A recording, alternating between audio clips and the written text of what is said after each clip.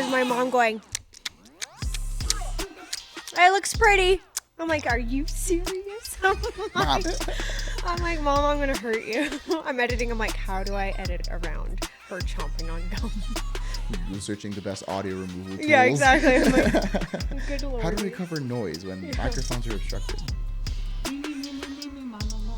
Sometimes I get conscious when I like breathe too deeply while I'm shooting, you know what I mean? I'm like watching my own footage. I'm like, I'm breathing too much. This is a problem. So much so. All right, I mean, breathing's hard sometimes. Breathing is hard, and when you're pregnant, it's even harder. I hate breathing.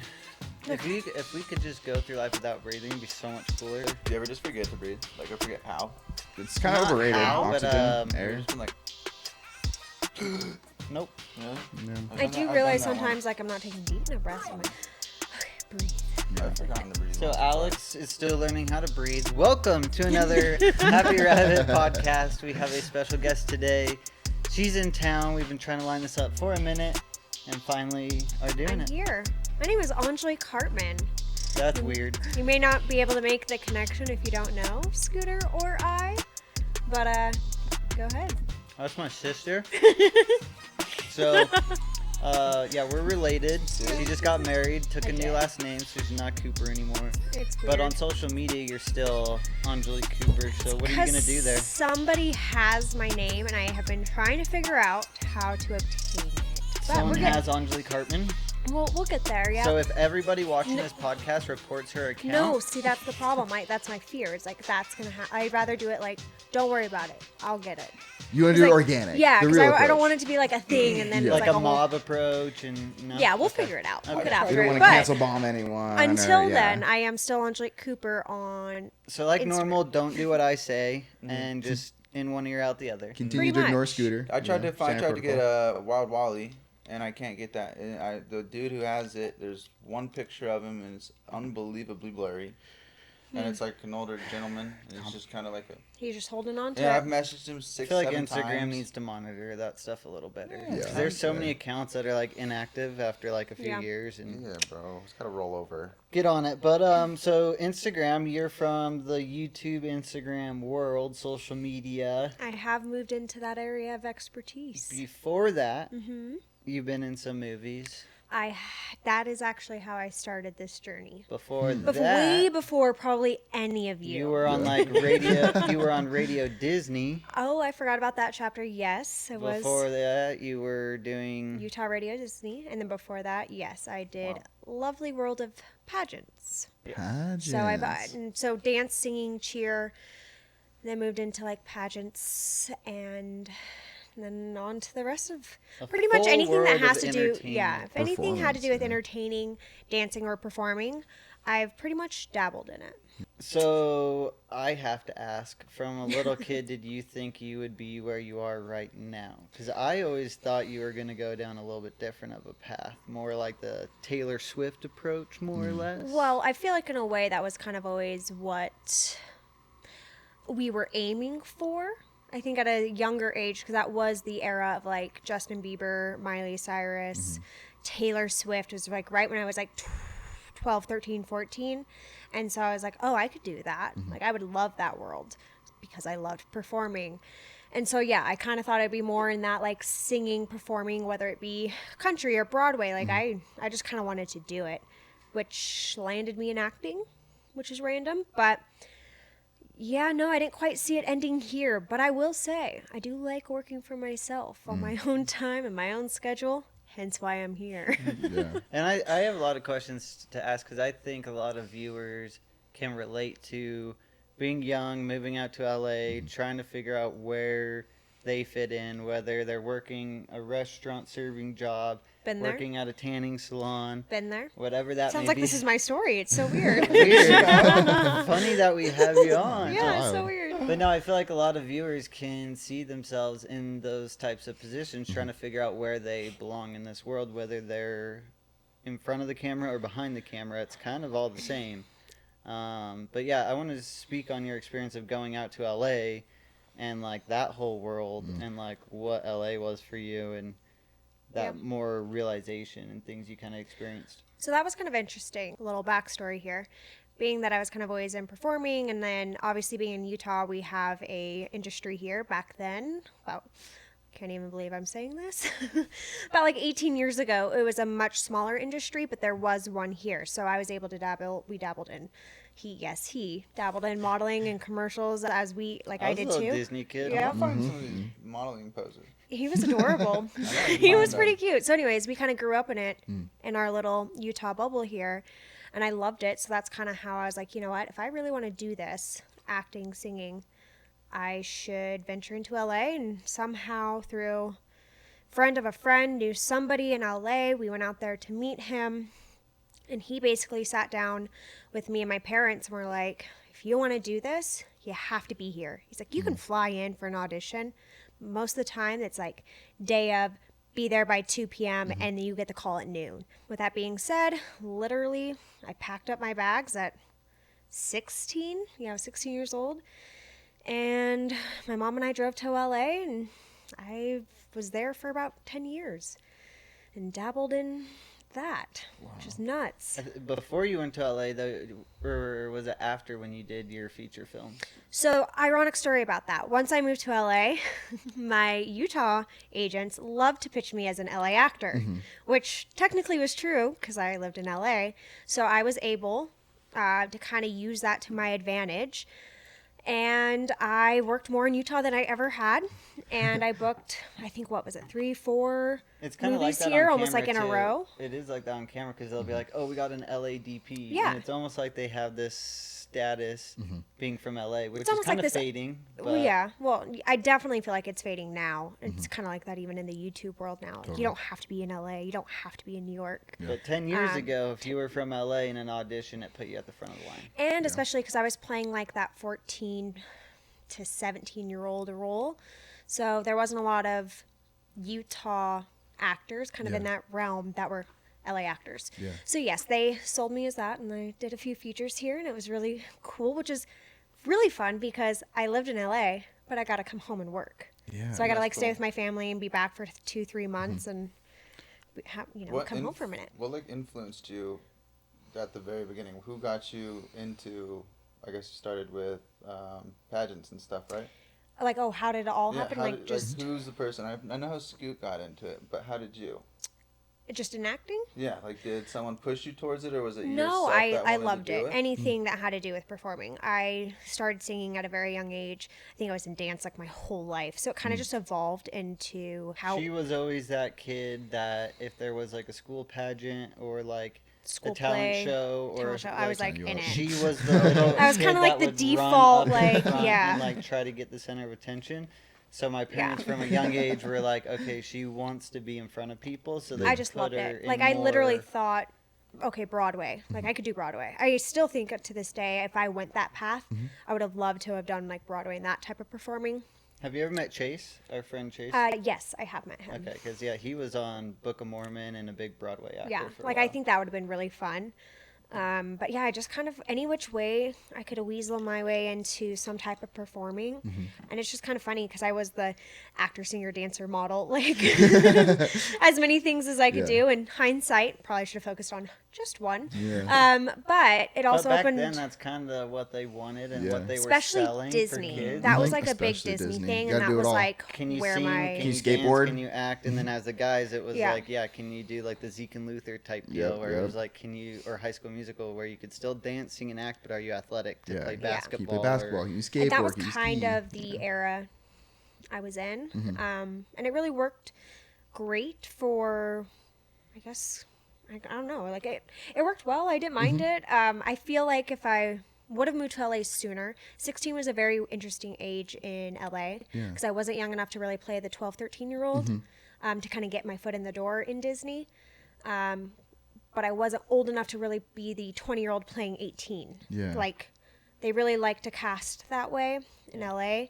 So I mean, You either had to be a really young-looking 16-year-old and I or a wasn't. really old-looking 17-year-old. yeah, and I was kind of in that awkward, I looked, like, they couldn't really cast me next to a 24-year-old guy, and they couldn't cast me next to, like, a 14-year-old boy. Interesting. So it was kind of a hard window to be in, which I learned. So hindsight, probably should have been in LA at, like, 12, but that's not how my story unfolded. So, Yeah. you learn. Being out in LA, Yes. looking back at it, what's a few things you could tell somebody who maybe they're about to pack up their bag? LA's the Yes. answer. You know- I'm going to make it in LA. Actually, Dad asked me this a couple months, well, I guess almost 2 years ago now, but my dad had asked me that. He goes, we were sitting there and he's like, looking back on LA, what would you have done different? Like, if we could go back knowing what we know now, what should we have done different? And I say that because my dad was like my number one supporter, like what acting classes do we need to do? And it's like, when you don't really know or you don't have somebody in the industry in LA to kind of help guide you, you kind of do the best you can based off of Google. Oh, yeah. To be real, you're just Googling best acting coaches, X, Y, and Z. And it was interesting because I was like, I would have done things totally different knowing what I know now. I'm getting out of breath. 5 months pregnant over here. Talking fast. Bunch of babies on the way. Yeah. Oh, my life has changed so much. This is weird going back. But no, what I would have done different or what I would recommend is moving to LA. It's going to be expensive. Yeah. First and foremost. And with that being said, and where I'm going with this is don't skimp on certain things. Your living situation and things like that, that's going to be what it is. But what I do recommend is learning from the best. Yeah. There is a reason why there are, and I'm sure there's more now. I have been out of LA for 8-9 years, but the Margie Habers, there's big acting coaches out there that you just need to go to. You need to do their 6-month programs, their whatever boot camps. You need to get your foot in the door with the right people because that's LA. Yeah. And I didn't necessarily know that. I worked with great acting coaches. I learned some of it a little later, and I wish I would have done it sooner. But there are certain people that you should try to surround yourself with when you're there, and really, really, you got to network. Yeah. And that was something I knew, but I didn't really know. Yeah. And I didn't really know anybody in LA. The most people that I learned from was Brent and people that I knew here asking advice for people that they knew there. And so that was kind of you just learn. You learn the hard way. And that would be my recommendation is go with the best. Learn from the best. Similar to on set though, it's learn from the best, talk to the best, and then don't be afraid to ask questions. Yep. Because at the end of the day, if you don't ask the questions, you'll never know, and then you'll look back on it and go, shoulda, coulda, woulda. Also, I wish now, I would have loved that experience to learn from those big acting coaches. I just didn't know. I did the best I could, and it was also that boot camp is expensive. And I was there at 16 to 18, and, situation was different where it's I don't know, it's a lot of money. It's a lot of money. And it was hard to figure out, okay, headshots, those are expensive and all these certain things. So and then just do it right, bite the bullet, do it right.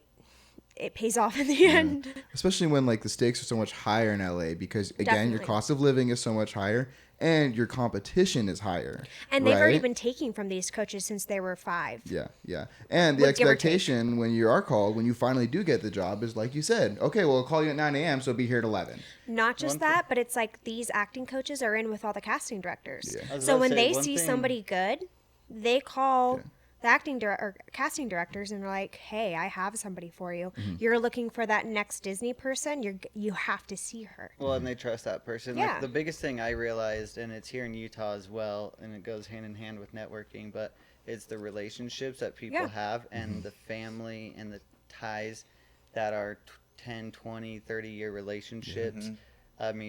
Brent was best friends with my dad, who then Brent got me on set, and that's how I met Charles. And it's a 30, 40-year, relationship. And when you go out to LA, sometimes that's generational and family and cousins. And absolutely. And that's what I was competing against. Somebody who just moved fresh off the block. I was very, very green at 16. So by the time I actually felt like I actually knew what I was doing, I was going up against kids that have been doing this their whole life.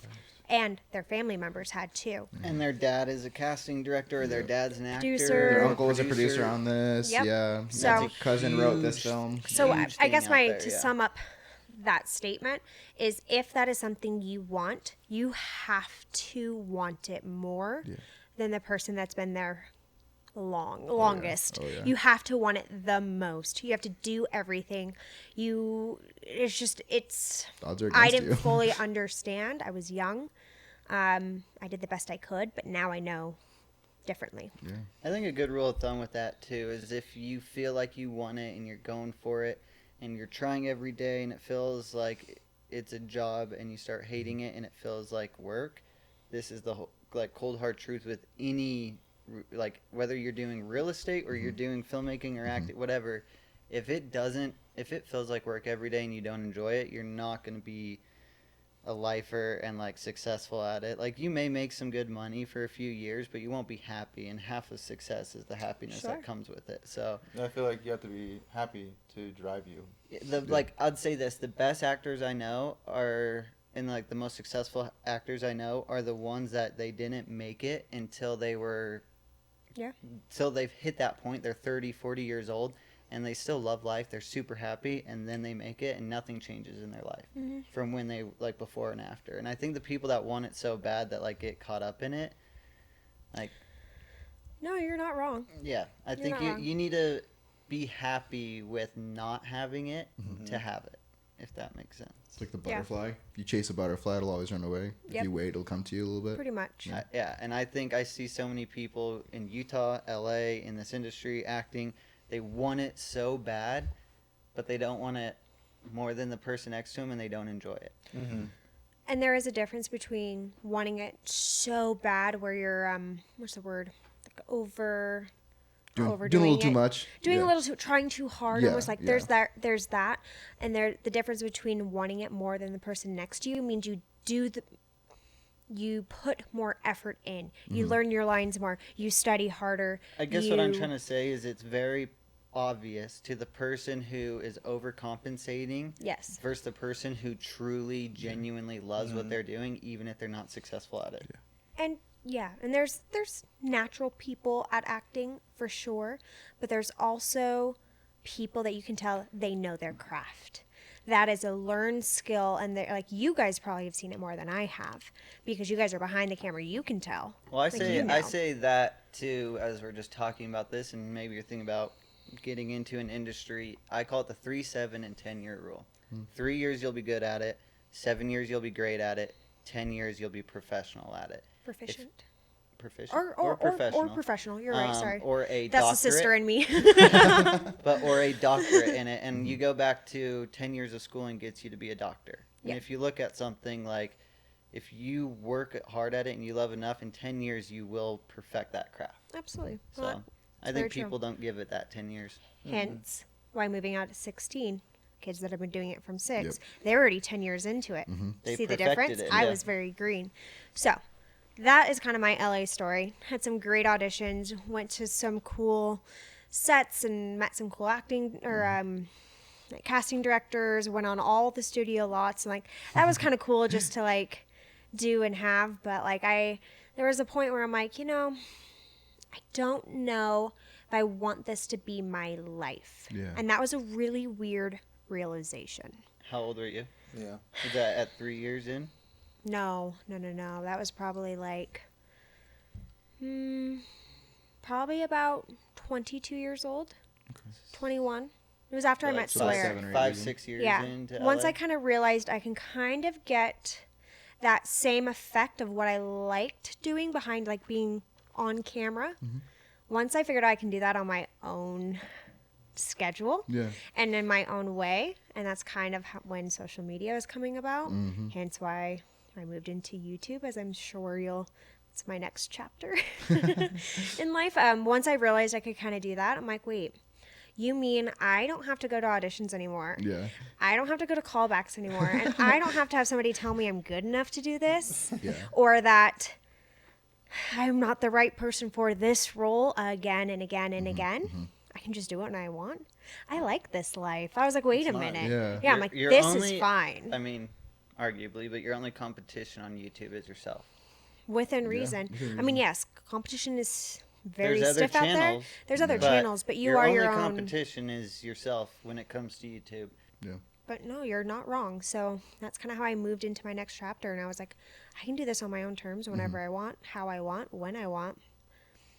And nobody tells me I'm not good enough. So this is cool. That's so cool. I'm curious, do you think that if you had like found YouTube, because like social media didn't really become, I think, a viable like profession, and like this is a path for me until maybe like 2015, 2016 is kind of when the door started to open up for that.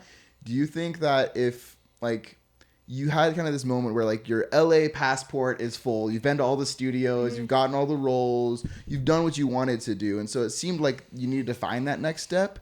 I'm curious if, like, say you were in the middle of your LA career and YouTube just happened to pop up, or this social media opportunity happened to pop up, do you think you would have taken it sooner, or do you think it's because you did all of LA that like you're okay, now I'll kind of find my next thing? It's a little twofold because, yes, knowing what I know now, I absolutely would have done it sooner. Yeah. And in fact, my dad had always told me, because like YouTube had just come out about 2014 and I had moved to LA. Well, I shouldn't say 2014, a little before too.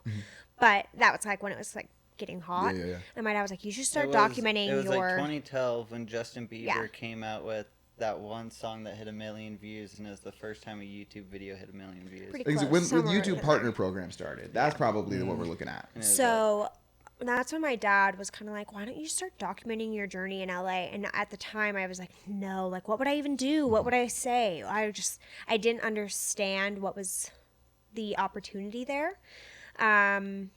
I probably should have. That basically would have what's been like one of the first vloggers around that time. Like, but you know what's funny nobody about was that? doing And it. like No your one. mindset at that time was it was so foreign to somebody Yeah. to think that they would take a camera, point it at themselves, and All the say, time. "Look at my life." Hey guys, I'm what's sure up? actually Yeah. my like iPhoto somewhere, I think I tried, like, because I was like, after an audition I was like, okay, I'll just like talk to my camera. I'm sure there's a few clips somewhere deep in my iCloud, because I was like, maybe I will do what my dad said and just like see. I never obviously posted it. I'd never posted my first video, I think, till 2016. And Wow. it's crazy to think though that that's like the mindset change, because now kids grow up thinking they should document their lives, Or they only Where- create videos for the purpose of documenting their lives. for where others. like Yeah. you at 16 were like, why would I want to film myself? Yeah, That I was doesn't just make sense. it wasn't really a thing then. Interesting. But yeah, back to your point, knowing what I know now, yes, I probably would have and should have as far as the timing of YouTube, but also I just don't think I was ready mentally to kind of make that jump. I remember my first YouTube video. Oh my God. It was like 10 seconds long because I was like, I don't even know what to do. It literally was like, hi, my name's Angelique Cooper and welcome to my channel. And Stay tuned. pretty much. And I was like, okay, bye. But I'm like, okay, I posted it. And then from there, Yeah, like, I love you to death, but your first few videos were pretty cringy. Awful. And your first, They were and awful. Your first LA They always are. apartment, you're like, hey, we're going to make our bed today. Yeah. And it was like, what the fuck? it was awful. I think Yeah. I made cookies in one of them, but it's like, you got to start somewhere. Totally. And now where I'm at is totally different journey. And in fact, some of you guys might be wondering, I was you like, don't know me. now, Now we're should we probably jump at into the point, YouTube? what do you do now? Who are you married to? And what's Okay. your channel doing? So, I guess kind of jumping back to that time frame. Being in LA, I went to like this house party with some friends, and I ended up meeting my husband that night. Did not know that was going to happen. But I went on a date with him. His name is Sawyer Hartman, and my friends had told me he did YouTube, and I was like, okay. So on our first date, I was like, hi, we're at dinner talking. And I'm like, so what do you do? And he's like, well, I make videos on the internet. And I'm like, great, wait till my dad hears this. That was literally like the first thought that went through my I was about to mind. say too, to tee this up for people, this was at the like Tyler Oakley time Yes. period where it was like you and Joey your buddy sit on a Graceffa. couch and crack an egg on each other's head and who cannot laugh first type videos. Yeah. Or like Yeah, that was the, silly stuff. Tyler Oakley, Joey Graceffa, the Casper Lee, that type of... That era. Those guys. But yeah, so my husband was good friends with all of them. That is what he did. Moved into like short films, but yeah, started with all the challenges, and he was one of the original OG YouTubers, and I had no idea. So I'm sitting at dinner, I'm like, what do you do? He's like, well, I make videos. I'm like, okay. And then we started to date and get to know each other, and I did a video or two with him, like a girlfriend tag. I don't think anyone has done one of those in a very long time, but we did one of those. And, you know, as him and I started dating for about a year, I considered doing a YouTube channel, and it was more because him and I started to do things together, and I think he started to travel around that time. And I started to go with him. And I'm like, look, if I want this to be like a full-time thing where I can go with him as like we grow together as like boyfriend and girlfriend, I need to have something that isn't my restaurant job that was supplying my rent for my acting career. You know, that's everybody in LA. They always work As at the story goes. As the story goes, you know, you're a waiter. Good times. Loved that. Learned a lot. But anyways, that's when I ended up quitting my Probably job. a little weird position too to be in, dating a huge influencer, but being the one working at, like, kind of doing the waitress and like hustle. It was a little interesting. Well, I mean, not many seeing- people did. Like, it wasn't. Now that you're married, we can, probably Yeah. bounce back and talk about it a little bit. But it was probably a little weird being the person working at a restaurant and then going to his place. It was a and little the big weird. YouTube world. Yeah, it was a little. Yeah, it was a little weird because it was kind of hard. I always had to like ask for work off if we had to go do something, where I was always working, and it was weird. Sorry, but so yeah, I ended up starting my channel about a year after meeting him. And it was more on my own accord. I started a blog first because I was like, I just need to dip my toes in.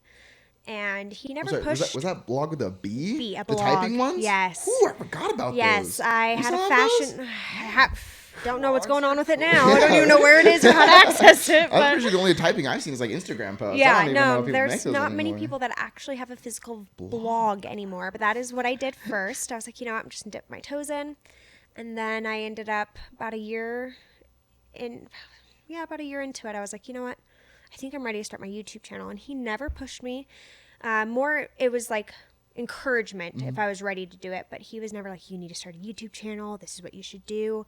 Mainly because he's been doing it for even about 5 years at that point. It's like, you have to want to do this. This isn't like, it can be a hobby, but if you're like really doing it, you have to really be committed and ready. So I was ready. I did it. They were cringy as hell at first. Yeah, So they're bad. bad. They were bad. But you know, No, again, no, you got not to it. start somewhere. And then, yeah, him and I started dating for And about at 5 first, you years. weren't the best at talking to the camera. No, I was still very skill. like That's fair. Disney actor, cheesy. I wasn't very natural. It took me a long time. And It actually, looked very bad. very Kinda LA campy. stage. Yeah. it was you know, forced. yeah. I filmed on my old iPhone, probably like iPhone 8 at that time. I was like, yeah, it was bad. You know, we've come a long way. It's good though to recognize that, because if you watch our first films, if you watch the Yep. first time I was behind a camera, it looks like dog shit. You So, have like, to start to. somewhere. Yeah. Absolutely. And so it was about 4 years into our relationship, Sawyer and I decided that he was going to start vlogging with a V every day. And we did 395 days straight. At this point, I had been doing my YouTube for about 2 years-ish. And I had quit my job. So like I think we had moved in together too. We had just moved in together, or pretty close. You I were had moved in at that point. Yeah, it was because about that time. I came out there when you were still doing Yep. the year of videos. It was about that time, and after that, we were both like, both feet in. Yeah. We were doing it, and at that point, he'd already been doing YouTube for like 9 years straight. So that was just a new chapter on his channel. But for me, that was like, I think that's really when I got natural on camera, because for 395 days straight, I was basically a character in his vlogs. Yes, I was his girlfriend, but like, It's a role. every day we were traveling, we were filming, we were editing. He was editing, I was sleeping. He's always like, oh, I hated looking over and you just sleeping in bed when I was staying up till 4 a.m. editing a vlog. I'm like, sorry. But yeah, after that, it's like, that was my real jump into YouTube. Yeah. Was like basically being in his vlogs. And I was like, okay, I can do this. Really do it. And that's when I started to make my career out of it. That's pretty cool. What is your favorite thing that YouTube has allowed you to do? Teach me some serious work ethic. Only because you work for yourself and you are for the most part, you're your own director, you're your own camera person, you're your own editor. You're your own space management on your computer, and you have to learn a lot about hard drives and some really right? sad Some tech things. stuff? Yeah, some tech things.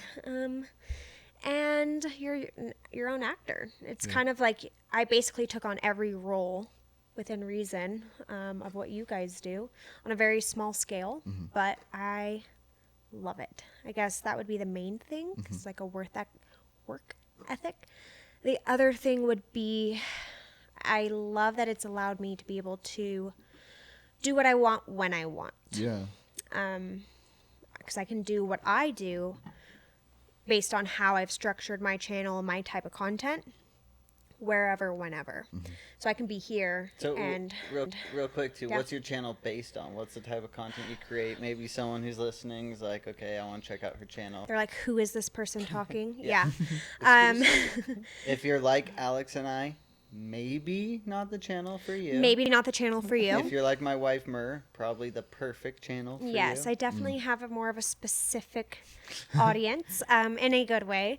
I definitely would categorize myself now as just like a lifestyle vlogger that kind of specializes in like home decor, lifestyle, and I dabble like in fashion, and it just kind of comes with like So if you being need a some woman. good matching pillows and you want to impress Yes. your girlfriend, I do. Definitely watch home our decor vlog and then you and get some bonus points at home. No, Your seriously. Scooter's wedding look amazing. Yeah, So- like Yes. half of your Instagram posts are saved on mine. I'm like, oh, that's a good one. Like, I like yeah, that some one. like organizing, Like- more so just like home lifestyle, I Yeah. guess you can say.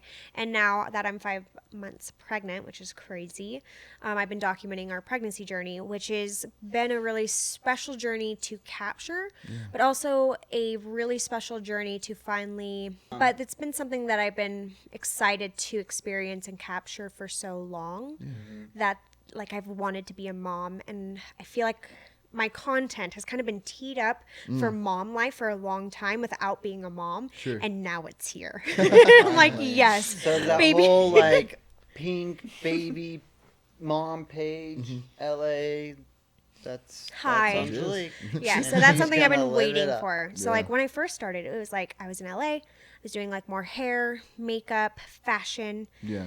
Then we moved to Hawaii, and I did more like home decor because we had a home there. So Alex I was is like, like, what? They always move Yep. to Hawaii. Just pick up and. oh yeah, that was a fun journey. That was like more home decor and kind of teeing up kind of for that mom life or home organization. And then we moved to Florida, and now we're in this chapter. So it's like my journey has kind of led me more towards what I feel like I've always meant to be in life Yeah. or want to be in life, which is a mom. And so that's why also YouTube has been a very special journey for me because it has allowed me to do exactly what I wanted to do. And now I get to do what I want to do while being what I've wanted to be. That's a good way to It's put kind it. of cool. Okay, Which so I'm a totally different than acting. Yeah, yeah. It takes So- the two parts of your life and Yeah. kind of fuse them together. I'm a random viewer, 14-year-old girl who wants to become a vlogger. 14. What's your advice to her to start a YouTube channel? Anyway, don't overthink it because it can be so overwhelming that they're like, what camera do I use? What do I need to do? What do I need to edit on? The point is just start somewhere. I mean, I still half my videos that you see on my channel is half Canon R5 with a very nice lens and lighting. And then the next clip is my iPhone in my car. Yeah. Like the best tool, and this is something that I learned from my husband, is the best tool or best camera that you will ever use is the one that you have on you all the time, which for most of us, I bet all of you have an iPhone in your pocket, right? Nailed it. That camera is within reason. I know you guys are little camera gurus over here, It's a good camera. but within reason, a Like good our last camera. podcast coming from a videographer, Yes. which is not a diss. We talked about it. Dakota, Just kidding. you're a videographer. He got himself out of shit yesterday. I was like, Dakota, he's like, I'm a videographer. And I'm like, That's true. But So yeah. we had diving in that a little bit. We just had a full vlog about videographers versus filmmakers and the difference. And the main thing is videographers are more one-man band, DSLR, Yeah. iPhone, quick shooters, and like a filmmakers YouTuber, yeah. are you got a director, a DP, a first AC, a second AC, a grip, and they're all filmmakers, but they are in their own lane. and wouldn't cross over at all, where a videographer is kind of all one-man band type person. Yeah. It's like basketball and golf. There's no golf teams. I mean, there's like college teams, What but like did you're an you say? individual player. You're like an What did- individual doing wait, keep golf, going, but keep then you got going. like a basketball team. Yeah, Everyone's yeah. getting Alright. together to put the score. That's filmmakers. I just hit my microphone. Maybe this is a bad analogy. Let's shut up. I mean, it's- Bakugan? Okay, wait, hold on. I see where Explained. Dakota's going. Basketball, Yeah. not Bakugan. I would say shit. don't distinguish the sports, but you're mainly saying a single player versus a team. That's more what I mean. I Yeah. could see that. Now, what's interesting too? Chat, roast him for this. Roast me, please. But, yeah. What's I'm interesting all too is confused like what I have been able to learn, being that I've been surrounded by my brother, who has been in this industry for what, 10 years now? Yeah, I went give or take. from a little bit of both, but I went Yeah. from the videographer jumping. I lived in LA with you and Sawyer for a Yeah. while, doing the daily vlogs and then all that, to coming back here and wanting to be more on the filmmaking side. But my point is like being around you and like all the gear you use and the terminology I can kind of keep up roughly, mainly because thank you to my husband Sawyer. He has also to kind of dabbled in being a one-man band doing it all, as well as like venturing more into like short films, and he did a feature film as well, and I was having like, a full gas it up. crew He did a feature film with Ron Howard. with Ron Howard's film Gas it Yeah, studio. and Brian Grazer. They funded it, and it was Awesome. like you acted in it. I It acted was in a the full short feature. film, and then they did a full feature. So that was kind of fun. I got to work with my husband on something too, a little short film. But yeah, so I've been very lucky in the sense of I'm like, hey, I don't know how to do this. What do I do? Or I'm like, can you help me get this shot? Or I'm in Final Cut and I'm stuck. It's glitching. Oh my god! And I have 2 people I can call. So I've gotten very lucky as far as being able to surround myself by people who know more than me, but still having to figure it out. Like, I love that I know how to edit my own thing. Like, I love that I can know how to work my camera pretty decently. Sometimes I'm like, what the hell is this setting? What did I do? Oh my god. I'm still like that. So Yeah, but Yeah. I don't know. It's been really cool to kind of have both worlds and be surrounded by 2 different people that are in 2 different worlds, but yet they cross over too. So bouncing off of what Scooter said with advice for someone that's Yeah. newer into this, obviously, like what you're saying with the technology we have nowadays, there's really no excuse. To Yeah, there's no not just excuse. film yourself with your phone. But what is the best advice you Oh. have for someone that wants to become profitable off of their videos? Okay, to so do this is for interesting. full-time? I'm going to bounce come off back. that too. Yes, because first of all, with YouTube, yes, just start. But the second thing, most people nowadays kind of go after it different. I understand if you're jumping into YouTube or Instagram nowadays, most people want to do it just to get the followers, right? Totally understandable, I guess. I guess my reason is How many people with followers have you seen that are broke? so many. That's So the many. reality. And That's I the will say- reality of social media. That is the reality. YouTube holds a different place in my heart when it comes to monetization. Instagram and TikTok and all that, yes, you can make money. Totally different world. Mostly brand deals. Same with YouTube. But YouTube, you can charge a lot more. And then we'll jump into some of that too if you guys want to dabble in that. But what I will say, you have to know your worth and you have to know your purpose. And it's hard. It takes a lot of work. And I've learned all of this from my husband, who's read countless marketing books, as well as business books, as well as just very, very smart. I'm giving you little props here, Sawyer, for just his knowledge in social media.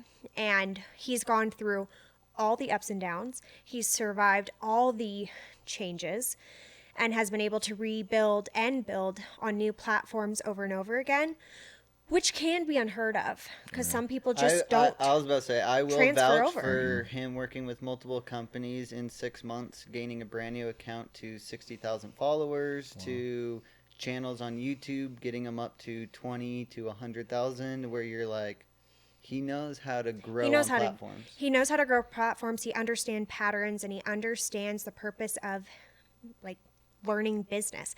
This is a business, people. Like I got Oh, yeah. news for you. Oh, yeah. And if you don't view it that way, like that's fine. It can be a hobby too, but the difference is you have to know what you want. And who you're competing against, and what your goal is. Sorry, talking again. This breathing thing's hard, you know. Alex struggles with it. I don't know how to do it sometimes. I'm forgetting to breathe over here. Also, but my point is, like, for somebody who wants to dabble or start in social media, no, you don't have to know exactly what you want to do right away. But what I do recommend doing is really start to form a plan if this is something you want it to be a business. Like when we found out we were pregnant, I mean, the amount of anxiety that kind of took over me. So I was like, this is a whole new world. This is going to change everything. It's everything I've ever wanted.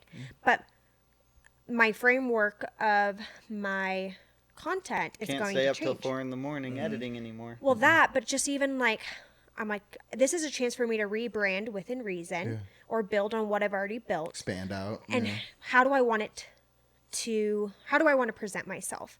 And Sawyer and I actually spent like one full Sunday, like it started with me in tears. I'm like, I don't know where to begin. And like the amount of time and effort it took to actually figure out and break down what my plan is, how I'm going to achieve it, who my audience is, who I'm trying to actually talk to. I think something that's important to point on is anyone who's trying to get into this world, it's very calculated. And if you don't think it's calculated, you're being naive, because if you're coming into it and just trying to piss in the wind and just put as much out there as you can and cast as much bread on the water as you can, you could be the best networker. You could be all of that. But at the end of the day... Now, I will say it works for some people. There are influencers or people who out there who are just naturally people gravitate towards them and it happens. But that doesn't mean that on the back end there is some serious planning and organizing going on. I argue that they're the most calculated people. I get like sometimes it happens naturally. But I will see, like, the people that it happens naturally to, it goes up and then right back down. You're not wrong. That's natural chaos for you guys. You're just going nuts. You're not wrong. People can have, that's my point. Success is very calculated, especially on social media. Which is don't why... be naive to think that those dumb videos aren't completely planned out, completely edited with a full team behind them. You are not wrong. And I think that's where Sawyer's expertise has always been very, very relevant, and it never goes away. Well, sorry to interrupt. That's one thing I learned from Sawyer. That's one thing I learned from Sawyer and like Juke Squad and being around some of these like big content creators. Like, I mean, Juke Squad, he got his TikTok to 1 million in like 3 weeks when TikTok first started, and he had a full writing team at his house. They would meet at like 8 a.m. They had a full writing team to come up with the concept and the video they're creating. They had a full like film crew, which was his Juke Squad team. Over at the house, they would like film, and all of it was for a TikTok. They'd go into the editing bay. They were adding all this like Foley sound to it, and I was like, it's calculated. Oh, it's calculated. Yeah. As it should be. It's I mean, it is a business. And that's what separates the people making a career out of it versus people who make a little bit of money and it's a side hustle. I think a little on top of that is it does work. If you, like, let's just say Mr. Beast, right? Because I see so many people copy Mr. Beast. If there's something done like that, there's obviously going to be 1 million people that are going to try to follow that train. I think. But do they know why they're following it? Do you see that? There's not an originality but my point, to them. Originality is one thing, yes. But some people go, oh, Mr. B, or is it Beast or B? Beast. Sorry. I should know this. Also not my genre of YouTube, but I do, I mean, God, he's a genius. But my point is, do people realize why they're copying him? Some people don't understand or see the pattern, and that's something that Sawyer has taught me, because this does not come natural to me. Like, as far as, I mean, I shouldn't say that, but like what I do and what I talk about does. But the business side of it, I really had to learn and pay attention to. Yes.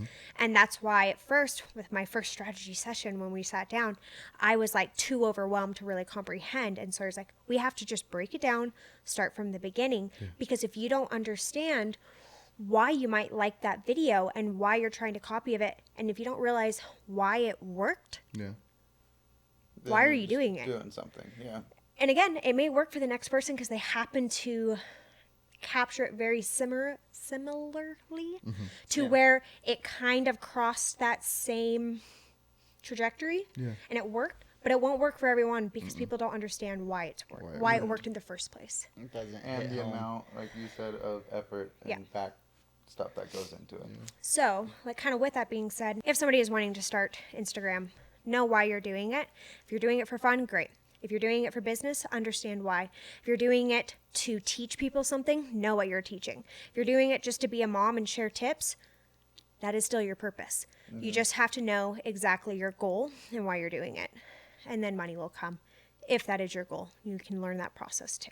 I think one thing that I've struggled with on social media, and I'm sure other people have as well, and let's hear if you have any advice for it, but I've had the tendency to cast bread A to Z, meaning now it's pretty dialed in if you go to my Instagram knowing that I'm a filmmaker, but previously you wouldn't know if I was a dirt bike rider, a BMX kid, a I remember that hunter, phase. a filmmaker, snowboarder. If you got on my Instagram, Or a videographer it that did was like- weddings. yeah, it was like, is he behind the camera, in front of the camera? What? Who is this guy?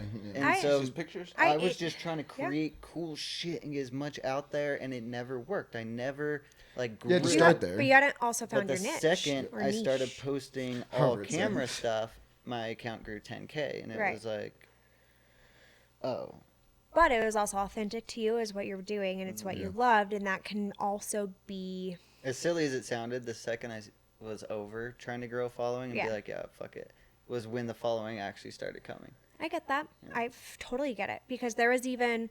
I mean, I've been doing this now. How old am I? Almost 9 years, 10 years coming up, around there. On YouTube. YouTube, Instagram, and Social media. Hmm. So, I will say that happened too. Like, there was a point, and it honestly, Sorry to interrupt. The 3, 7, 10-year thing, would you say that was pretty accurate with your YouTube? yes, I will say that. Yeah, 110%. First 3 years were straight up learning. Next 4 years were still trying to be proficient, trying to become, Perfecting. perfecting a YouTuber documenting my journey as a mom. And that feels like exactly where I'm supposed to be. Like, I make the joke, but it's like all my pieces of the puzzles have. I can't breathe. All the pieces, all the pieces came together. This It's pregnancy also the thing is Utah real. air. Oh my gosh! I But think no, the biggest thing there to take from that is it took you 10 years. it took me. Yep, On it took YouTube. me 10 years. And so we felt it at Happy Rabbit. I felt it on my personal journey. I know everybody who is trying to grow on social media has felt it. But if you're at that 3, 7, 10, or 3, 7 year mark, know that that 10-year mark's around the corner. You will have it figured out. You will perfect it. Just keep going. It might work for you in your first few months, and you might just blow up. Like, but I- It might. Hey, take it that might time. not. You may be working at the corner store and have to sell your computer Well- for rent, and you know what? Give up. I, I just. Oh my gosh. I'm We're kidding. gonna cut But no, that out. but no, Hey, I everybody- no, I look at my husband's journey all the time, and like, yeah, right when he started YouTube, he happened to be in a circle of friends that were doing it too, and it was kind of right place, right time on YouTube, in life, on the internet, right people. It just happened. You look at the type of content like that he started with, and then he kind of grew into. And then there was like that middle phase, where we more so met him. And then now where he's at, where he literally creates strategies for some of the biggest companies out there. But that only happened about after 10 to 14 years of doing this. He took every lesson that he's ever learned and now can tell companies like, cool, this is what works. You may not understand it, but you don't have to. That's why you're hiring me. here. And that's what, even as a YouTuber who's been doing this for 10 years, when brands come to me, I'm like, this is what we do. Like, I know you have your strategy and your plan. I get that. But also, let my expertise also come into play here, too. That's why you're hiring me to talk about your brand. Yeah. And now No, I I need to want breathe. to, I want to jump back a little bit because Alex was like, cut that out. But I think it's important to honestly realize that, because I do see there are people that try to push a rope in this industry, especially social media. When you can look at it and go, if they just would do that, it would work. But they're trying so hard to push the rope. And I think what I'm trying to say is, if you're at 3 years, if you're at 5, 7 years, and there isn't any upward of growth, maybe take a step back and reanalyze. Some of the best directors I've ever met were trying to be a DP and realized that their contribution to set was better as a director than a DP or vice versa. Know your niche and know your lane, and if you have to take that step back and reevaluate, you may have to, because that's social media changes. And if you're trying to stay on a train, like if you're trying to stay on one train for 10 years and you didn't jump on all the new trains, A lot of new trains And- come out. You're not wrong. you may need to reevaluate. And You're It's true. absolutely right. And like, as somebody who is more of a smaller influencer, I have had that problem before where growth isn't happening, but I also wasn't changing with the times a little bit. Now, mind you, there was a few things a couple of years ago where I just didn't feel like doing it as much anymore. I was like, I need a break for a minute. And that's fine too. But that's why with Burnout's like real. this opportunity of like me with TikTok. yeah. But like this opportunity of being able to share my journey of like my pregnancy really opened up a new door to kind of marry exactly what I've been saying, what I've always wanted to do with what I'm doing. And it gave me a new purpose. But to your point, as far as you may have gone to my social media about a year ago and be like, yeah, sure, she's a personality, she does lifestyle, but like, is it home decor? Is she this? Is she that? It happens, and that's why you really do have to get clear on your goal and purpose and what you actually want your social media to be. And I feel like without that, like if I started documenting my pregnancy without a plan, I know it sounds silly, but like Sawyer and I, like what we're doing is very calculated on purpose in a good way. Also, so him and I are on the same page.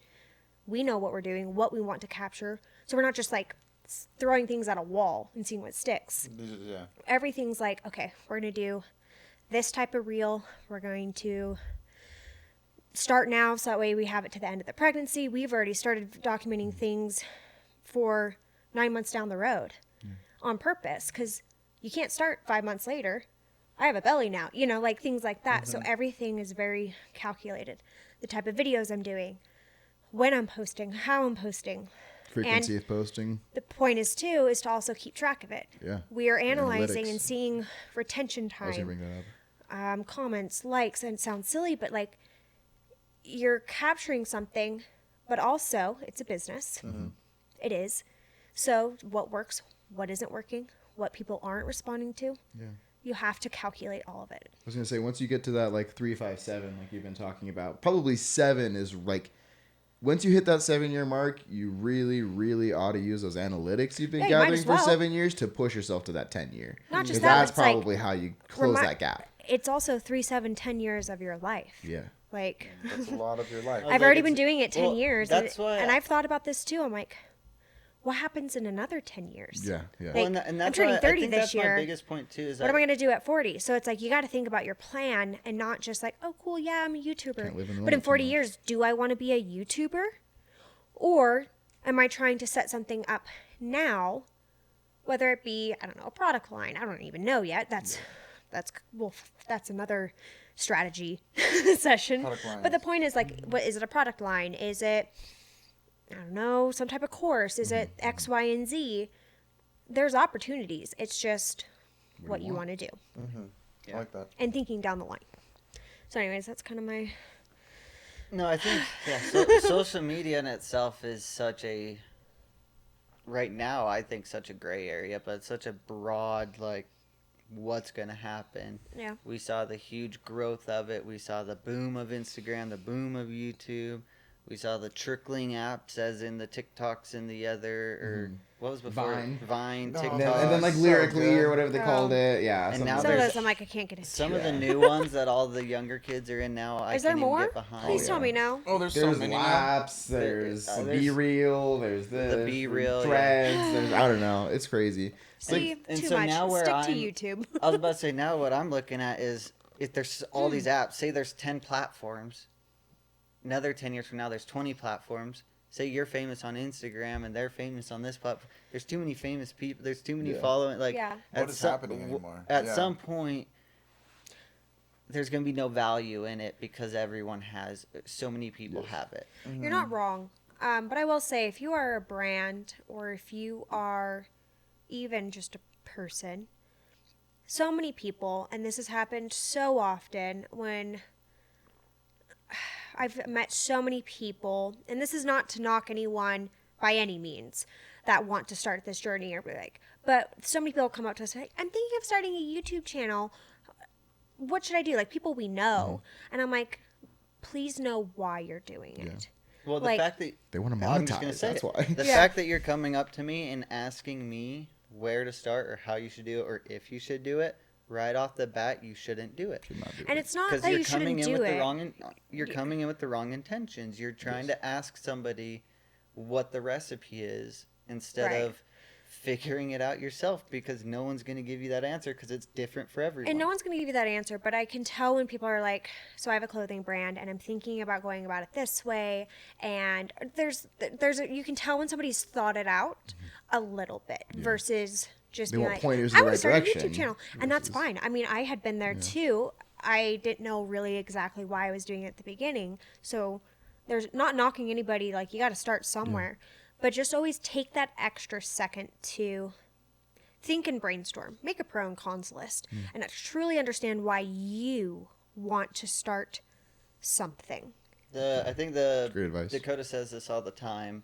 Going into a project, you should, and it's common around filmmaking, but going into a project, you should be able to describe your project in under one sentence. Whether that's your YouTube video you're filming, your movie, your Like commercial, TikTok. your TikTok, your reel. If you can describe it in one clean sentence, then Yeah. go shoot. Because Absolutely. then every time you get lost, if you don't know what you're doing throughout the day, It's like anytime you're confused, say that sentence to Your North yourself, Star. and you're back on track. Well, I mean, think about it. It's the same for like what I do and like what Sawyer does. Like you have to have your own like one sentence. Yeah. Yeah.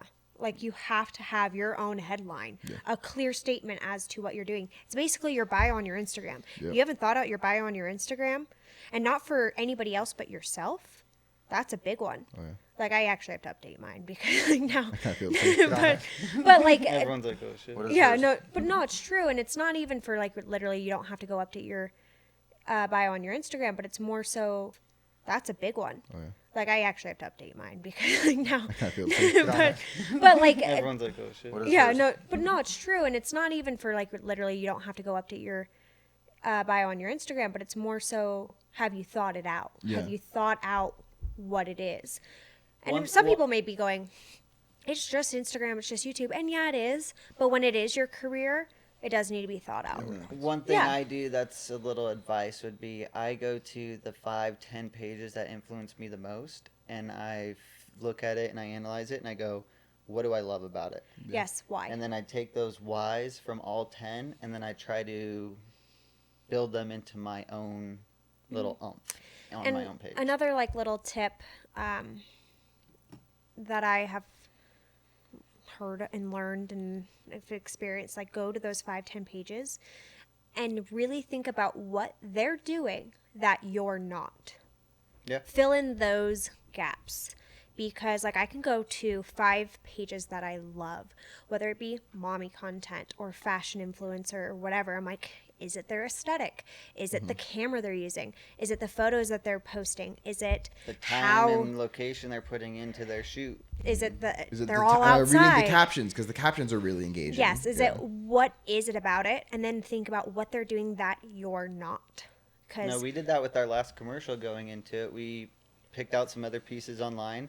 We analyzed it. We saw what they were doing. We picked out the things we liked, and then we brought it all into our project. And it's probably like we're way stoked on it. And we can't wait to like, because it's actually thought out from A to Z. yeah. I also like. I think some people might wonder like, what is it that you're? What am I thinking out about it? I would say probably the biggest thing is like mood and tone. Like that is really what like story and like what people Emotion. look for is like emotion. Like what emotion is getting conveyed, but specifically like what mood. Because a mood is like a summary of like color. It's a summary of music. It's a summary of it's so many things. But I feel like literally mood is what we aim for when Also we try to think find Why you what go we to do. their page? Yeah. Why are you drawn to it? Like, is it that they're giving great advice? Mm-hmm. Like you actually genuinely care to go to their page. And Like, sometimes it's not the person. no. It can be an object or something that pulls that emotion. Their And dog. I've seen movies where, like, let's say Mad Max, right? It has two main actors, obviously, but that the main actor in that movie is the truck, right? The whole movie, the whole show is supposed to be about a car thing. So your emotion is pulled randomly from vehicles and from incidents and scenes that are happening that aren't necessarily actors. So it doesn't need to be just an actor. You can also have objects and things that you're Yeah. posting on your page that brings people to you. Right. Yeah.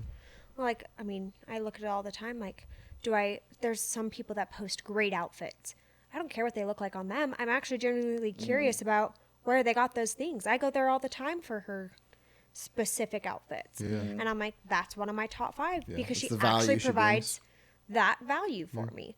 And so that's, again, going back to your purpose. If this is what you want to do, why are you doing it? Why would somebody come to your page? And staying if you core to that. if you can't answer that, start there. It's okay if you don't have the answer. It can evolve. Mine's evolved. Oh my God. Ours It's is going evolved. to. Look at our Happy Yeah. Rabbit page. You can go down our Instagram and Yeah, you watch can it almost see a evolve. clear In fact, line. we were Yeah. just saying if it doesn't evolve, you have a problem. Yeah. Right. Yeah. But And yeah, that's change kind of comes with time. No, Yeah, I think that's some absolutely. beautiful pieces of advice, and I think giving some people that are out there on their own maybe a little bit of confidence, knowing that, like, for me, hearing that 357 and coming into, I'm on like about 7 and realizing and looking around going, oh, Yeah. okay, like now it's making sense. Like things are starting to come into place. Like those things I wanted when I was at 3 years into the industry are now coming together at 7 years, and then at 10 years I'll probably have it dialed. And Yeah. would you guys say so let's separate almost the skills you guys have learned versus what you're starting. Do you guys think that when you're starting something like, let's say, a YouTube channel or something, that almost resets and you're back to year 1 and you need to now begin with 3, Pretty 6, much. 10? Yeah, I would It was say a it's the same as whole if new you set of- decide you're going to be a tattooer, or if you decide you're going to go into welding or whatever that may be. You're still, but that's the beautiful thing about it, because I think people are intimidated by the 3, 5, 7, 10 years away. It's not that far away. If you look at your life, you could be a professional at least 5 different things over 50 years if you give 10 years into 5 different career paths. So like in reality, And most of the it's time, not things that like crazy. overlap. Oh, yeah. Like A what lot. Sawyer has built over the last 10 years and what he's doing now, that basically was his schooling. And now he's making that a whole, basically taking his original career and building on that in times 10. Here's a perfect example. One of the doctors Murr works with decided to become a doctor at 37 years old. Became a doctor at 47. Now he's like 55. And he was 37 years old, and he's like, yeah, I just decided I want to become a doctor and went to college and did 10 years of school. Go do what I want to So I do. think in the So- creative realm, there's a lot of adjacent skills. Yes. You know, if you were very good at singing, that's likely going to affect how you perform yourself when you're doing a public speak, because you know how to present yourself. Like, Right. there's a lot of adjacent skills when it comes to creative, and so I don't think it's necessarily a hard reset when you're moving from one valve of creativity into another. I think that there's some things you lose and some things you have to relearn. I feel like Yeah. But I think if you jump a whole different industry, you're going Yeah. from being a doctor to a filmmaker to a doctor. Like, yeah, it's and probably I a would hard I would reset. agree with that, and that's agree. basically in a way sums up the reason I'm sitting here, in the sense of like where I started at. I mean, as a kid, dancing, acting, singing, moving into acting in LA. Yeah. When kind of went adjacent to YouTube, it's because I'm in front of a camera right now talking into a mic, and it's still the same skills that I've learned basically was Oh, we had to learn them too. I mean, when Alex and I were first on the podcast, it Oh, was like shit, dude. talking like this, and we were It felt so awkward. weird. Yeah. He used to just come up to me. I've never been on camera in my life. I'm just putting walls together for him. He'd stick a camera in my face. What are you doing, Alex? And I'm like, yeah. He'd no, get all it's- awkward and like hold the hammer and like nail gun and be like, hammering. construction. Construction. No, it's so He still true. does that. It's so true. And that's even like, I mean, honestly, I feel like what I do now, where it's vlogging all the time within reason, I try to be very conscious of when I do it, not just like have my Just camera code. out 24/7. Yeah. But like, like people around me get involved. Like Scoot happens to be there sometimes, and like my mom or Sawyer's mom, and like luckily everyone's a pretty good sport. But like it's true. It's like I've seen people get more comfortable over time because they're used to me doing it. Just like I've gotten way more comfortable, and like it's way more organic than it was when I started. Yes. A lot. So if you're a new creator, you probably got a lot of really valuable information out of this episode. I think if we were to summarize it, we'd probably say have your purpose known. Mm-hmm. You know what you bring to the table. Just pick up the camera. Stay patient because your payoff's probably not going to come for much longer than you would hope it would. So stay patient, stay diligent, and kind of represent yourself in a way that's the most authentic, right? Know your why, know your purpose, and pay attention to your patterns. Like just pay attention Look to at the what's good and look at what's Yep. bad. analytics, things like that. Use them. It's literally an easy way to tell what's working and what's not. And I will say, probably the next one we should do, not with me. I mean, you can. No, like either have like me or Sawyer on. I can dabble in it, but Sawyer's obviously proficient in this next one. If you want to talk about monetizing content, I mean, I've learned everything. Yeah, I want to know how to make money. How do we make Yes, money? Yeah, that me is an art of its own. But I will say this for any creator starting: if you're wondering how I make more money, the statement right there is know your worth, and Which if is a very loaded. it is very loaded. So Worth shifts I all the mean, time as you get better. that's literally what my husband does now: is mentor creators, brands, and like create strategies. So I've heard way too much about it over the last my whole We'll my whole life with we'll him. definitely get Sawyer. But my on. point we is, need to like- first get him to Utah. But Yes. That's true. But my point is, like, so you work if on you that, have, and then we'll work on the podcast. you're not wrong. My point is, like, if you have any questions on that, like, you can head over to his page right now and like start there. But just know your worth, and then we can talk about it on the podcast another time. But yeah, that's a whole nother ball game. But knowing your worth, start there. So good luck on your journey. Yes. Good luck Yeah. in LA. Hopefully you don't end up at the corner store. Or if you do, just I was just wanting Alex's reaction. Thank you guys for joining in on this podcast. As always, please just like, subscribe, leave a comment, tell us how bad our podcasts are and what we need to work on. Also, Go go follow watch it. Angelique. Go watch a sounds Tech fun. Tuesday. Yeah. We make those. They're great. Go watch We a make Tech other Tuesday. videos besides these podcasts. And if you're not, follow Angelique, Cooper on social media, Angelique Hartman in On YouTube. reality. Yeah, I know on YouTube. And on Well, YouTube. You changed It's your confusing. YouTube name? Yeah. Well, Ooh, it's official. kind of. So it's not like official. it's like a halvesies. It's a Hyphen? halvesies Is it a official. hyphen situation? We'll put the link down there. I'll just It's give a it. link Look for It's a situation. link situation. It's a link situation. You'll have to see to believe it. Yeah. We'll see you guys next time. Peace Bye. out. Bye.